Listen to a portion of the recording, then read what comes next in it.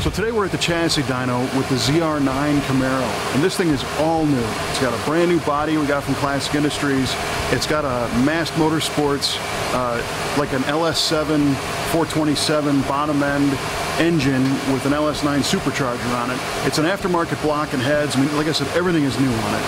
And on the engine dyno at Mass Motorsports, this thing made over 800 horsepower, but that was on an engine dyno stand. And today, it's in the car, so it's very different. The air intake is different, it's got exhaust on it, a dual MagnaFlow system, so there's a lot of variables that changed from the last time it made that power number. And what we like to do is do a break-in on the rollers like this so that we know that all the systems are working, the fans, the transmission, the clutch, the rear end, all that stuff is happy, and then we'll start working the tune. Maybe today we'll get a chance to do some power pulls. Right now we want to make sure everything works and it doesn't leak, because the next stage is, once we get this car kind of tuned up, it's going to come apart and get painted. But hopefully today we can do a power pull. We'll see how it goes.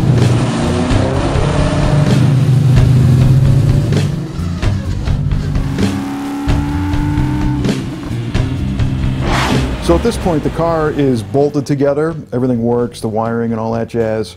We're eventually going to take the whole thing apart for body work and paint and then reassemble it completely in final assembly. But this is always a great time to do mechanical testing because we don't have to worry about scratching it up or anything like that. If we need to drill a hole and change a mount point for something, we can do it without ruining the paint. So that's why the car has no glass in it, no interior, and it's in E-coat and epoxy primer. So the first steps at the chassis dyno shop are to get the car in position, get the rear wheels on the rollers, get it strapped down, make sure it's safe, and then we like to fire them up and warm them up a little bit before we start putting them in gear and getting everything moving. In the past, I know that we've had experiences where the difference between an engine on an engine stand dyno versus making power to the wheels with a manual transmission can be anywhere from a 10 to 14 or 15% loss, because now you've got all the accessories on the engine. You've got the power steering pump, you've got the air conditioning pump, you've got an idler, plus you've got the air intake system and a filter. You've also now have full exhaust on the car, the transmission, the clutch, the rear axle, all this stuff is brand new on this car. So as they say, they're kind of tight, you know, they've never been spun together. I'm not sure how much loss we're going to see, but we wouldn't be surprised to see 10 to 12%, provided that everything goes smoothly. One of the first things we discovered on the dyno is that our car leaks. Unfortunately, we had a power steering leak. It was leaking out of one of the high pressure fittings. We also had a slight oil leak from around the filter area. And the car's all new, and unfortunately they do leak. It's never been driven on the street. It's not legal to drive on the street at this point, and that's when these leaks happen. If you're going to take your car to a dyno, they would prefer that it doesn't leak. You know, they don't want you making a mess of their shop. Plus, fluids spraying on hot headers can be a fire hazard, and it can be very dangerous. So our car was all new, you know, and that's when these things manifest themselves. It's not legal to drive on the street yet. So we made sure to tighten everything down and clean everything up as best we could.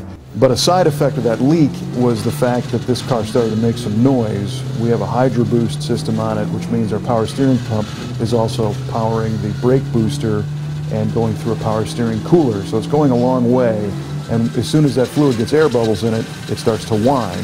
So as we started to run this car a little bit, you could hear the whining sound. That wasn't the supercharger, that was the power steering pump. But again, it's something that you find when you go to the dyno. So the time had come to start leaning on this car. We'd gotten warmed up, we fixed a couple leaks, and Trevor was behind the wheel monitoring the gauge panel and the laptop running the Massed Motorsports software. And the first thing we found is well, disappointment. We ran this thing through the gears and it didn't make any boost. So the first run kind of left us scratching our heads. I mean, here we have a documented 800 horsepower engine, and it put barely 350 to the wheels, and it wasn't making any boost from the supercharger whatsoever. So sometimes you tend to overanalyze things a little bit, and sometimes you scratch your head. And in this case, we just started looking around to see that everything was properly connected. And one thing that Larry, the gentleman who owns the dyno, pointed out that there's a vacuum-operated boost control valve on the front of the LS9 Supercharger, and it's got a vacuum line that goes to it, and it has a port that is supposed to be vented to the atmosphere. And that port had a rubber cap on it, which we thought was preventing the action of that boost bypass valve. You need that valve to go all the way to get the supercharger to do its job. So we removed the cap and tried it again.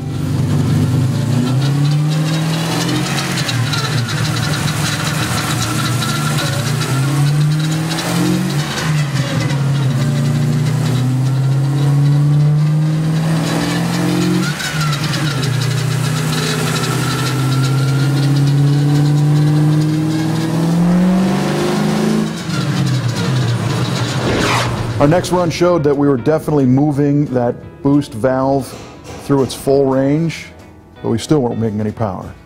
So now we were really kind of scratching our heads. And one thing we wanted to check was the actual operation of that boost control valve, the bypass valve, inside the supercharger. So Trevor and I pulled all the bolts out of the top of the supercharger cover. It's got an O-ring seal on it, so you can open it up and look inside there. And once we took the cover off and looked around, we found that the boost valve was in fact operating properly, that the linkage was going the right direction. You know, we wanted to make sure that under load and under full throttle the thing was opening and not closing. You know, with a vacuum operated thing, they could go backwards. But again, that was not the case. Ours was functioning properly, so we had bigger problems. So we really checked over everything. We checked fuel pressure, we checked all the connections on the engine. Everything seemed to be good, but the one thing we didn't check was probably the most basic, and that is the operation of the throttle itself. This car has an electronic throttle. It's a drive-by-wire system, and in order to see it working, we decided to take the air intake hose off and actually see if we were getting full throttle, and that's where the problem was.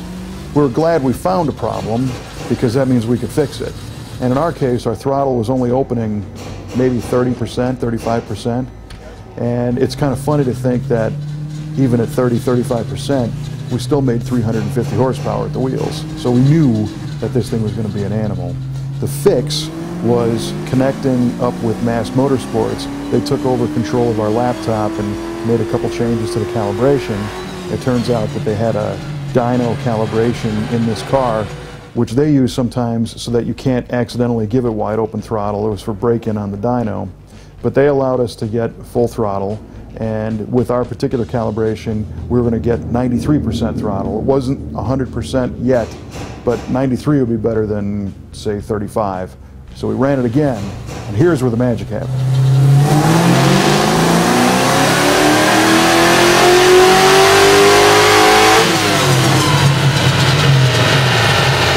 Pretty amazing when you let it open its mouth all the way how much power they make. This thing made 620 horsepower to the wheels, 644 foot-pounds, and definitely made boost pressure, so it was screaming. So we felt much better that the thing made power on the dyno. I think there's a lot more in this because I think we were probably over 20% down based on what it made at the engine dyno. But today we didn't have any more time to start refining the tune because we monkeyed around with the throttle and the leaks and all the rest of it. But when this car's painted and reassembled, we'll bring it back here and we'll clean up the tune to maximize the air intake and the exhaust and all that jazz. Going for maybe 650 at the wheels, hopefully 700, time will tell. But the moral of the story is you always have to check the basics to make sure that everything's working properly before you really get worried. We're real happy with the way this car is running, and there's definitely more to come on the ZR9.